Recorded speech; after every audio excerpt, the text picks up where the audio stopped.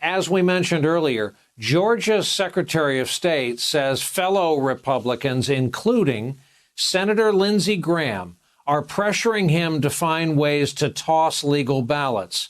This news has set off a few things.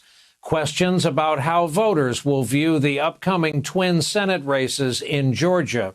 Even questions about Lindsey Graham's own race, which he just won in South Carolina. Fortunately, still with us are Jason Johnson and Jon Meacham. And John, you and I think it's safe to say, have never seen grown adults as intimidated, as fearful, and scared to death of a president as anyone with an R after their name in Washington, certainly at the Senate level of play.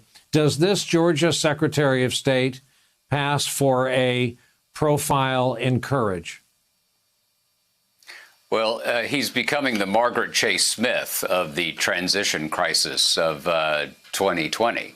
Remember, Margaret Chase Smith was the senator from Maine who stood up in 1950 and said that McCarthy was using un-American methods. She gave a speech called the Declaration of Conscience. She was 4 years ahead of all the men.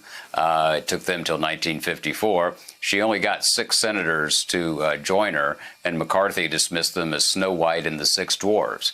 But right now, you would rather be talked about as Margaret Chase Smith than as Joe McCarthy. I think a lot of what's going on, and Jason was just talking about it, this is kind of a Republican hedge fund because they don't know how powerful Trump will be. Will he be the Wizard of Oz? Will it be all over? Or will he continue to be this ambient and fundamental force? They don't know, so they're hedging their bets. And Jason, how would you advise Democrats in Georgia, these 2 Senate races, which, as we said, are ball game for Senate control, not only how to proceed, how to communicate with the voters, lessons learned from what we've just been through, but how to capitalize on what we can see are errors in real time on the part of Republicans, especially the guy at the head of the ticket?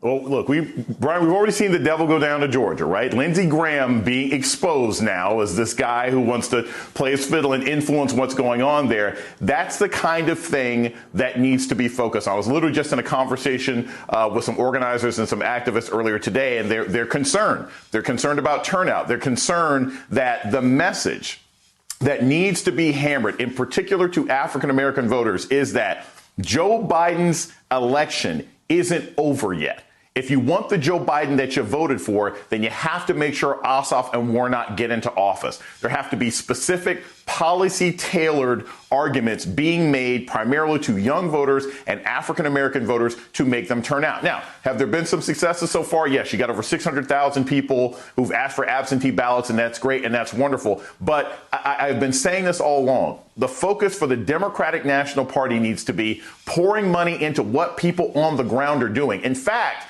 I don't even think it's necessary to hand money to Warnock or to Ossoff. You need to give money to the organizations that got people out to vote to begin with, because that's the only way they're going to win in Georgia. Trying to turn this into some sort of argument on policy is not going to win. It's got to be about your vote will matter for the presidential election, and that's what's going to get people out and moving.